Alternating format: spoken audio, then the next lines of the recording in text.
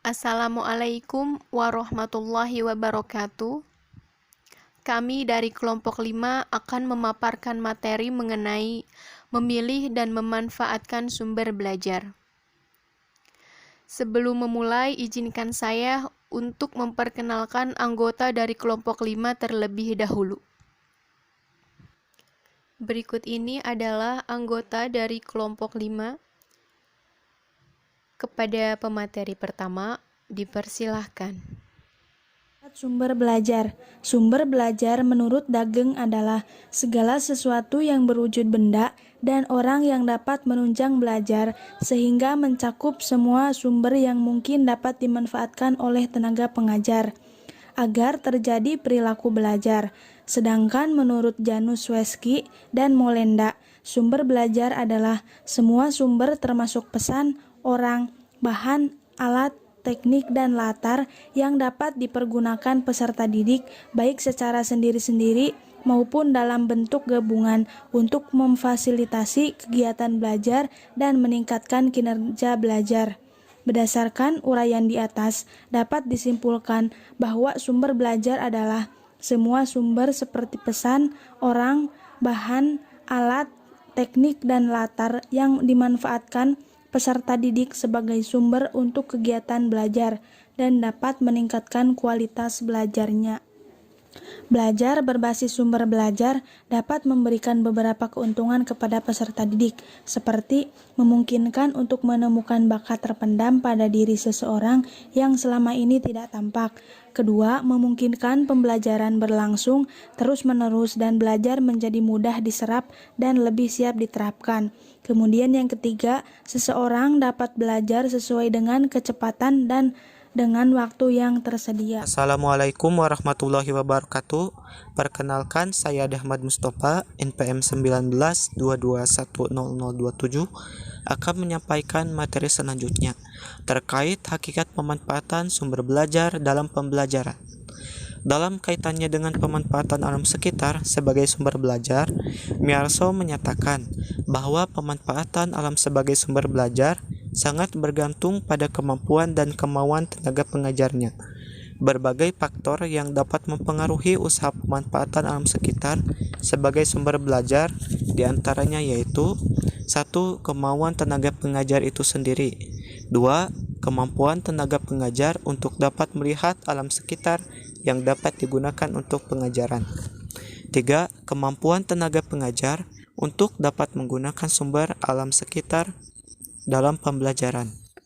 Pemanfaatan sumber-sumber belajar tersebut harus sesuai dengan tujuan, kondisi, dan lingkungan belajar peserta didik. Menurut David dan Jonathan, berkaitan dengan pemanfaatan sumber belajar, tenaga pengajar mempunyai tanggung jawab membantu peserta didik untuk belajar dan agar belajar menjadi lebih mudah, menarik, terarah, dan menyenangkan. Dengan demikian, tenaga pengajar dituntut untuk memiliki berbagai kemampuan khusus yang berhubungan dengan sumber belajar. Nah, apa sajakah kemampuan-kemampuan yang harus dikuasai tenaga pengajar tersebut? Akan saya paparkan berikut ini. 1. Menggunakan sumber belajar dalam kegiatan pengajaran sehari-hari.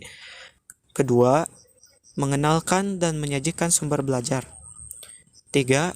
Tenaga pengajar menerangkan peranan-peranan berbagai sumber belajar dalam proses pembelajaran. 4.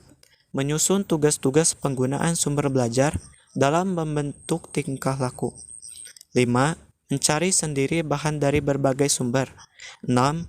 Memilih bahan sesuai dengan prinsip dan teori belajar. 7. Menilai keefektifan penggunaan sumber belajar sebagai bagian dari bahan pengajarannya.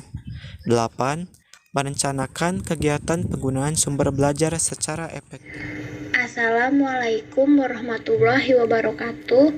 Perkenalkan, nama saya Risa Amalia yang akan memaparkan materi selanjutnya, yaitu dalam hal terkait dengan pemilihan sumber belajar Dick and Kiri, yang mengatakan bahwa kriteria pemilihan sumber belajar yaitu: pertama, ada kesesuaian dengan tujuan pembelajaran. Kedua, ketersediaan sumber setempat. Artinya bila sumber belajar yang bersangkutan tidak terdapat pada sumber-sumber yang ada, maka sebaiknya dibeli atau dirancang atau dibuat sendiri. Yang ketiga, apakah tersedia dana, tenaga, dan fasilitas yang cukup untuk mengadakan sumber belajar tersebut. Keempat, faktor yang menyangkut keluasan, kepraktisan, dan ketahanan sumber belajar yang bersangkutan untuk jangka waktu yang relatif lama. Yang kelima, efektivitas biaya dalam jangka waktu yang relatif lama sendiri. Kemudian, faktor-faktor yang mempengaruhi pemilihan sumber belajar seperti yang ditetapkan oleh Romizowski, yaitu pertama, ada metode pembelajaran yang digunakan. Kedua, tujuan pembelajaran yang ingin dicapai. Ketiga, karakteristik pembelajaran. Keempat, aspek kepraktisan dalam hal biaya dan waktu. Dan yang terakhir ada faktor yang berkaitan dengan penggunaannya. Yang selanjutnya adalah langkah-langkah pemilihan sumber belajar. Pertama, yaitu rumusan tujuan pembelajaran yang akan dicapai dengan penggunaan sumber belajar secara jelas. Kedua, isi pesan yang diperlukan untuk mencapai tujuan. Tiga, pencarian bahan pembelajaran yang memuat isi pesan. Keempat, apakah perlu menggunakan sumber belajar orang seperti dokter, dosen, pakar atau ilmuwan, tokoh masyarakat, tokoh agama, pustakawan, dan sebagainya. Kelima, apakah perlu menggunakan bahan peralatan untuk mentransmisikan isi pesan? Keenam, pilihan peralatan yang sesuai dengan kebutuhan untuk mentransmisikan isi pesan. Ketujuh, teknik penyajian pesan. Kedelapan, latar tempat berlangsungnya kegiatan penggunaan sumber belajar. 9. Penggunaan semua sumber belajar yang telah dipilih atau ditentukan dengan efektif dan efisien. Dan yang terakhir ada pelaksanaan penilaian terhadap sumber belajar.